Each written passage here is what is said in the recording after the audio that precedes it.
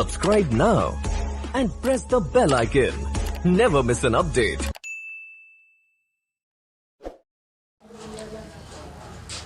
तुम पे मरते हैं, हम मर जाएंगे, ये सब कहते हैं, हम कर जाएंगे। जय हिंद दोस्तों, आप लोगों को बताएंगे कि 26 जनवरी सन 1930 का महत्व क्या है। 26 जनवरी सन 1930 का महत्व, ये एक टिप्पणी लिखने को आएगी, 3-4 नंबर की आएगी। बहुत जरूरी सामाजिक विज्ञान का, सोशल साइंस का चैप्टर है आपके, तो उसका एक टॉपिक है 26 जनवरी सन 1930 का महत्व क्या है और इसमें क्या हुआ था, कब ये चीज़ बना था, इसका नाम कैसे आया। क्योंकि बहुत सी जनवरी हुई होंगी तब नहीं नाम आया, लेकिन इसका 26 जनवरी 1930 का ही क्यों नाम आया, क्योंकि 26 जनवरी के पहले और भी कुछ हुआ होगा। तो इसमें ऐसा था, जब सन 1929 में, कब, सन 1929 में जो क्या था, कांग्रेस के जो थे पंडित जवाहरलाल नेहरू जब अध्यक्ष थे, हैं, समझ लेना कायदे से, कि सन 1929 में जब पंडित जवाहरलाल नेहरू कांग्रेस के अध्यक्ष थे, तो उसी समय एक लाहौर अधिवेशन किया गया था। कौन सा? लाहौर अधिवेशन किया गया था। लाहौर अधिवेशन किया गया था। तो उसी के उपलक्ष्य में एक स्वाधीनता दिवस नाम बनाया गया था। कौन सा? स्वाधीनता दिवस। स्वाधीनता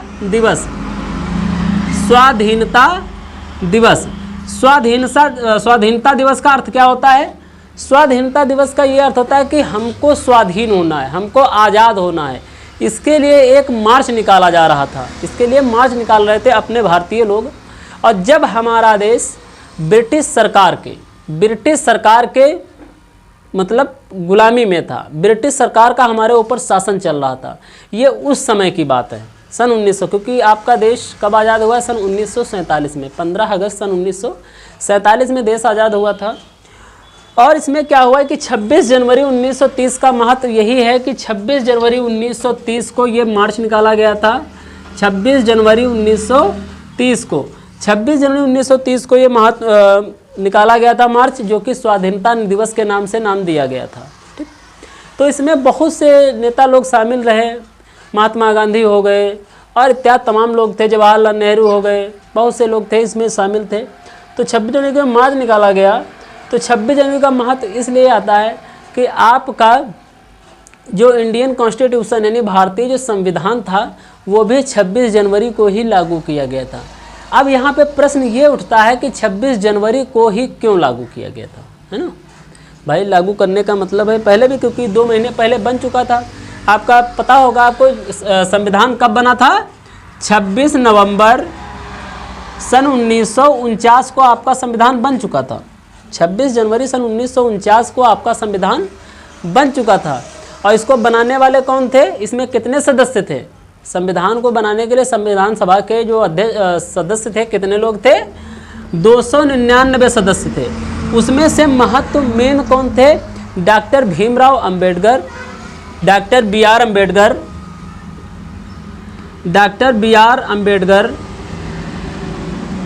अम्बेडकर और दूसरे थे आपके बी.एन.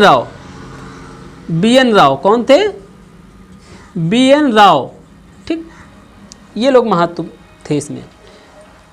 लगभग बी.एन. राव पढ़े लिखे तो खैर इतना नहीं थे, लेकिन ये उतना पढ़े लिखे थे कि अगर डॉक्टर भीमराव अम्बेडकर कुछ सोचते थे, कुछ बात करते थे, तो उनकी कुछ तह तक ये बी.एन. राव पहुंच जाते थे। और इन्होंने भी बहुत महत्वपूर्ण भूमिका, इनका सहयोग दिया था संविधान बनाने के लिए।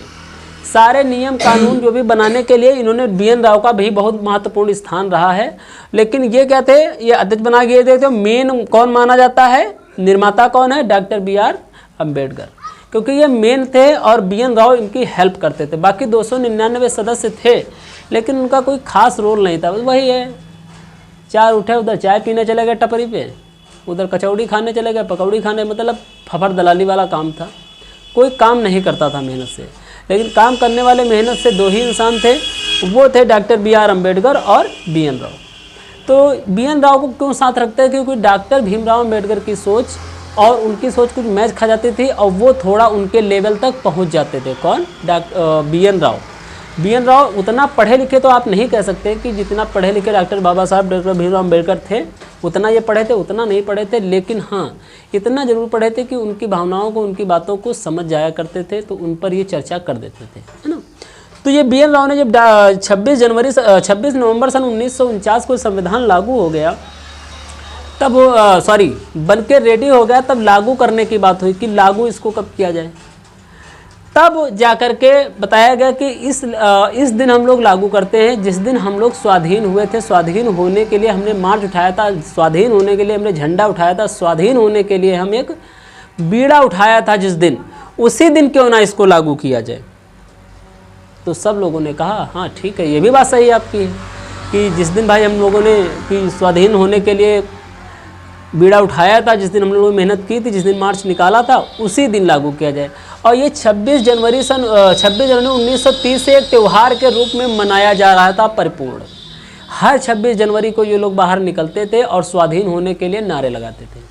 वही है अंग्रेजों भारत छोड़ो, अंग्रेजों भारत छोड़ो, इस तरीके से वो लोग नारे लगाया करते थे और ये अपने एक हिंदुस्तान में एक त्यौहार के रूप में मनाया जाने लगा। उसके बाद में क्या हुआ, जब ये इंडियन कॉन्स्टिट्यूशन बन गया, नहीं आज़ाद तो आप कब हो गए थे? सन 1947 को ही, लेकिन क्या हुआ था, पूर्ण आज़ाद आपको नहीं मिला कि लोकतांत्रिक अधिकार नहीं मिले थे। लोकतांत्रिक अधिकार कहाँ से मिले हैं? कॉन्स्टिट्यूशन से ही आपको मिले हैं, संविधान से ही आपको मिले हैं, संविधान से ही आपको लोकतांत्रिक अधिकार, वोट डालने का अधिकार, महिलाओं के अधिकार, महिलाओं को पढ़ने का अधिकार, ये सब चीज़ें संविधान से आपको मिली हैं। ठीक है, तो जब 26 नवंबर 1949 को बन करके रेडी हो गया, 26 जनवरी सन 1949 को रेडी हो गया, तब इन्होंने बात किया कि ऐसा करते हैं कि ये नवंबर में नहीं, दिसंबर में नहीं, ऐसा करते हैं 26 जनवरी 1930 को स्वाधीनता दिवस मनाया जाता है, उसी के अवसर पर इस संविधान को लागू कर दिया जाए, इस संविधान को लागू कर दिया जाए।